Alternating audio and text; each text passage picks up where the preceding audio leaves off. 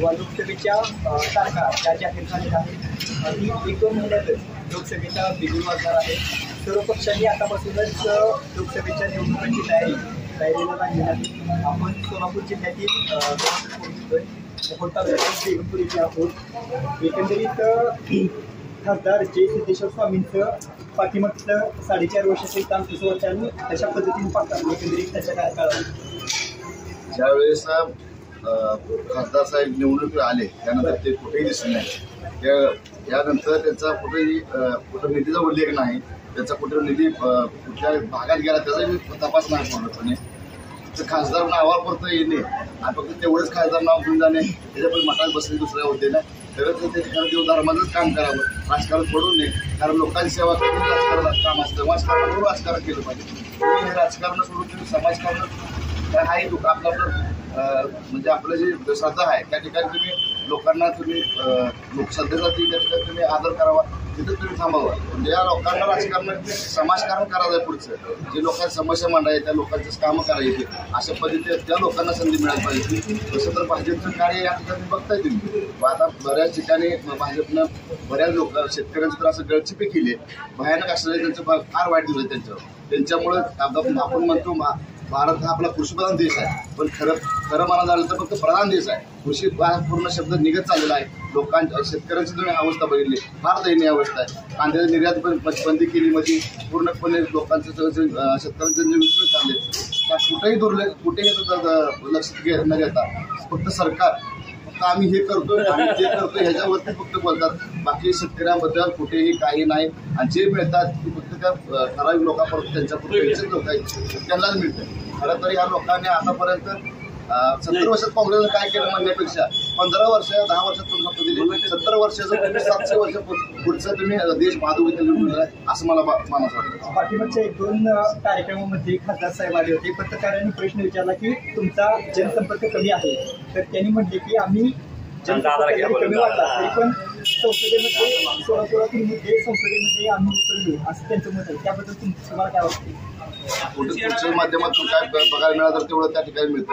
तुम्ही आता खरं सांगायला पाहिजे उचललं त्यांनी कोणता कडेच नेला काम कोणतं काम नेलं तुम्हीच सांगावं. मी सांगण्यापेक्षा लोकजन आपण मनोरंजनच्या माध्यमातून आपलं समजतं खासदार साहेबांनी कोणतं काम केलं कोणतं काम नाही केलं. तुमच्या माध्यमातून कधी दिसलं पण नाही असं तुमचं म्हणून नाही आता इतर लोकांना इतर तुमचे चॅनल आहेत न्यूज आहेत पेपर आहेत कुठे त्यांचा उल्लेख नाही कुठे पेपर नाही. तसं मला पण दाखवा मला पण माहिती होईल. एकंदरीत उत्तर प्रदेशचे मुख्यमंत्री योगी आदित्यनाथ आहेत. त्यांच्या धर्तीवर जेव्हा सुशीलकुमार शिंदे यांच्या विरोधात जय सिद्धेश्वर स्वामी उभारले होते तेव्हा लोकांना असं वाटलं असेल की बाबा एक डॅशिंग नेतृत्व किंवा एक विकास कामांचा झपाटा होईल, पण लोकांचा भ्रमनिराश झालाय असं 100% तुम्हाला वाटतं? 100% लोकांचा भ्रमनिराश झालाय. खासदार साहेब ज्या दिवशी मतदान करून लोकांना काही भेटले त्या पुढे कधी या ठिकाणी भेटले तर त्यांनी देवदर्शनाला कुठे गेले तरी ती बी हायवेवरून गेलेली. काही लोकांची समस्या नाही, लोकांत कधी मिसळलं नाही, लोकांची कधी समस्या मांडल्या नाही यापलीकडे दुसरं तुम्हाला सगळ्यांना माहिती आहे. खासदार साहेब फक्त नावाला आहेत, बाकी काही कामाला नाही. एक लोकांमधून असं बोललं जातं की लोकसभेची तयारी आहे, तर तुम्हाला वैयक्तिक एक मतदार म्हणून आमदार पुनीतताई शिंदे लोकसभेच्या उमेदवार चालतील का सुशीलराव शिंदे साहेब? पुनीतताई शिंदे या प्रमुख आहेत, लोकांच्या कामासाठी ती धडपड करतात, तर त्यांना खरं संधी मिळालीच पाहिजे. आम्ही पण युवक आहोत आणि युवकांच्या माध्यमातून हा युवक क्रांती घडते त्या पद्धतीनं सोलापूर जिल्ह्याचा चेहरा मोहरा बद्दल असं आम्हाला असं आहे आणि पुनीतताई शिंदे उभं आमची इच्छा आहे, आमची मागणी आहे. तुमच्या मोहोळ तालुक्यामध्ये म्हणावीची कामं खासदारकीच्या माध्यमातून झाली असं तुम्हाला वाटते का? आमच्या अजिबातच नाही, तालुक्यात पण नाही. किती वेळा आले खासदार झाल्यापासून? मी एकदाही बघितलं पाहिलेच नाही. बघितलंच नाही तर प्रचारात पण बघितलं. याचा तोटा भारतीय जनता पक्षाला होईल? 100% होणार, 100%. गेल्या वेळेस सुशीलकुमार शिंदे साहेब होते, त्यांनी एक भावनिक विधान पण केलं होतं की माझी शेवटची निवडणूक असेल, तरी पण थोडंसं सोलापूरच्या आपल्या मतदारसंघाने खासदार साहेबांना निवडले. आता पश्चाताप होतोय असं लोकांच्या प्रतिक्रिया येत आहेत. परंतु जर भाजपाने एखादा तरुण तडफदार युवा नेतृत्व पुन्हा तरी खासदार किंवा उभं केलं तर त्याचा फायदा भाजपा होईल आणि पुन्हा सोलापूरचा खासदार भारतीय जनता पार्टीचा असेल असं वाटतं. बरोबर. माझं स्पष्ट मत आहे, ज्यावेळेला मतदानला आपण जाऊ, मतदान ज्यावेळेला केल्यानंतर आपण जी प्रिंट निघते त्याचं एकदा मतमोजणी करायची आणि प्रिंट राहील त्याची एकदा मतमोजणी करायची. त्या 2 मतमोजणी झाल्यानंतर दूध का दूध पाणी का पाणी. पण पक्षाकडून किंवा असं आधी कसलाही मोठा नेता उभा केला, मोदी उभा केला तरी दूध का दूध पाणी का पाणी. परंतु असं त्याचं कारण असं सांगितलं जातं की लोकसंख्या आता मध्यंतरीच आपण भारताने चीनला मागे टाकत 140 कोटी लोकसंख्या क्रॉस केली. बॅलेट पेपर हे आता अशक्य आहे असं एकंदरीत वाटतं. त्या बॅलेट पेपरवर मतदान घेणं थोडंसं अशक्य वाटतंय. ठीक आहे ना. तुम्ही आता काय दिले, ईव्हीएम मशीन दिली, त्याच्यानंतर तो पडलेला मतदान साईडच्या बॉक्समध्ये दिसतंय, त्याची काउंट करा ना. ईव्हीएम येतं त्या मशीनचं काउंट करा आणि ती चिठ्ठी कधी काउंट करा, डबल काउंट करा. नेमकं काय त्यात निष्फळ होईल मग खरं काय, आणि जी संभ्रम लोकांना जनतेत आहे ती मंजूर होईल. आपण मतदारांच्या तर खासदार जे सिद्धेश्वर स्वामी यांच्या एकंदरीत कार्यकाळावर कारकिर्दीवर लोक नाराज असल्याचं आपल्याला दिसून येते. खासदार म्हणून त्यांना एक म्हणजे आम्ही त्या भागातील खासदारांना किंवा ज्या आपण पाट्या बघतो खासदार निधीतून विकास निधीतून तशी तुम्हाला ह्या भागात तुम्हाला दिसेल. आपण म्हणतो तुम्हाला दिसते की कुठे विकास केला, त्यांच्या निधीचा वापर कुठे केला, त्या गोष्टी फार म्हणजे वाईट वाटण्यासारख्या त्या की मोदीला तर महाराज निवडून आले आणि महाराजांनी जे काम करायला पाहिजे ते काम करून म्हणजे जर महाराज सगळे राजकारणात येत राहिले तर त्यांच्या एवढ्या मोठ्या राजकारणात विकासाकडे लक्ष देता येईल ही दुर्दैवाची गोष्ट आहे. आणि ज्यासाठी आपण लोकप्रतिनिधी निवडून देतो ते आपल्या भागातले प्रतिनिधी आज एवढ्या मोठ्या सोलापूर जिल्ह्यातून एवढ्या लाखोतून आपण एक उमेदवार देतो की आपला प्रतिनिधी संस्थेत जाऊन आपले मुद्दे मांडेल, आपलं प्रश्न तिथं मांडेल. तसं करताना कुठे दिसत नाही. आणि मला वाटत नाही की आजपर्यंत खासदार साहेबांना बघितलं शेतकरी आणि निवडणूक प्रचारात सुद्धा कधी कोणाला दिसले नाही. हा एकंदरीत असणारा नाराजगी संपूर्ण सोलापूर जिल्ह्यात असेलच नक्कीच. होय. तर याचा परिणाम आगामी लोकसभेच्या निवडणुकांमध्ये होईल. नक्कीच होईल. भाजपला ते त्रास होणार आहे. खासदारांचे काय होते आपल्याकडे लोकशाहीमध्ये काम करत असताना जे आधी आपण काम केलंय 5 वर्ष त्या कामाच्या पोचपावतीवर आपण पुढची निवडणूक होतो. आम्ही हे केलंय आणि आम्ही हे करणार.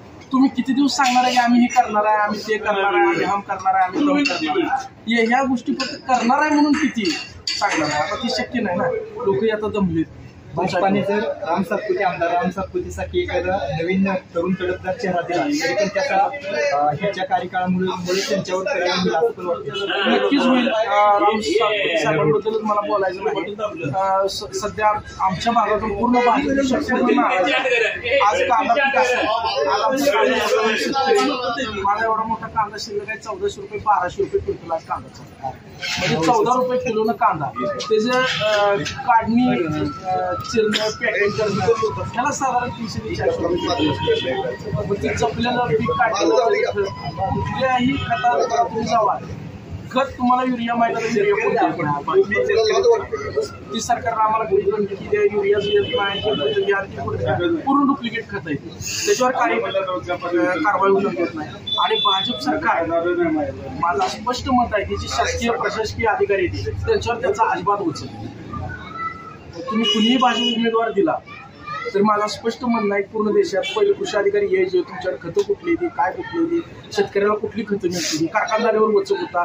कारखानदारी आज भाजप सरकारच्या काळात कारखानदारी ही तिच्या गोष्टी शेतकऱ्यांविषयी साखर आयुक्ताकडे तक्रारी असायच्या त्या तक्रारी बंद झाल्या कुणीही करत नाही. शेतकऱ्या काट्याविषयीच असलेल्या ऊसाला आता ही आमचा सगळा सदर भाग आहे सगळा ऊस शेतीचा भाग आहे. कायम प्रश्न आहे की शेतकऱ्याचा ऊस काटा मारला त्याविषयी कुठल्या खासदारांनी भाजप सरकारने किंवा कुठले काय कायदे केले शेतकऱ्या बाजूला बिलं देण्याविषयी तर इतकी मोठी दुर्दैवी गोष्ट आहे. कारखाना आमच्या भागातले की 9 महिने ऊस गेल्यानंतर बिलं देतात. आम्हाला बँकेचं व्याज थांबते का कर्ज काढलेलं? आम्ही जर आम्ही दिला माल, आम्ही ऊस दिला कारखान्याला, आम्हाला बिल कधी मिळायला पाहिजे? ऊसाच्या तुटवड्या काळात आज स्पर्धा लागली बिल देणे.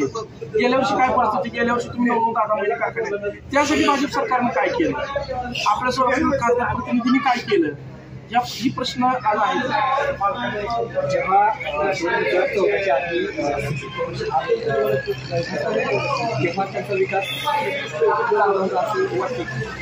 नक्कीच वाटतंय. म्हणजे मी असं व्यक्ती सापेक्ष विचार करत नाही, मी पूर्ण काँग्रेसचा विचार करतो. ते आपल्या देशाचे केंद्रीय गृहमंत्री होते त्यावेळेस नक्कीच आपला काही प्रकल्प असतील NTPC सारखे त्यांनी सोलापूर आणले, सोलापूरच्या विकासात थोडीफार भर टाकली आणि काँग्रेस सरकार ही सगळ्याला बघून चालणारं सरकार असं मला वाटतं. त्यामुळे त्याचा नक्की परिणाम त्याचा संस्कार शिंदे साहेबांवर आहे, त्यामुळे ते नक्कीच विकास करतील आणि अजूनही करतील असं वाटतं. काँग्रेसतर्फे आगामी लोकसभेचा कोणता चेहरा तुम्हाला वाटतो की हा चेहरा लोकसभेसाठी उमेदवार होऊ शकतो आणि तो निवडून येऊ शकतो? तेवढा मी प्रगल्भ नाही, पण तरी आमची इच्छा प्रणिताई शिंदेला जर काँग्रेसकडून जर तिकीट मिळलं तर नक्कीच निवडून येतील. आम्ही त्याला पूर्णपणे सहकार्य करतो. आम्ही निश्चितपणे आपण बघू शकतो की मोहोळ तालुक्यातील बेगमपूर इथे एकंदरीत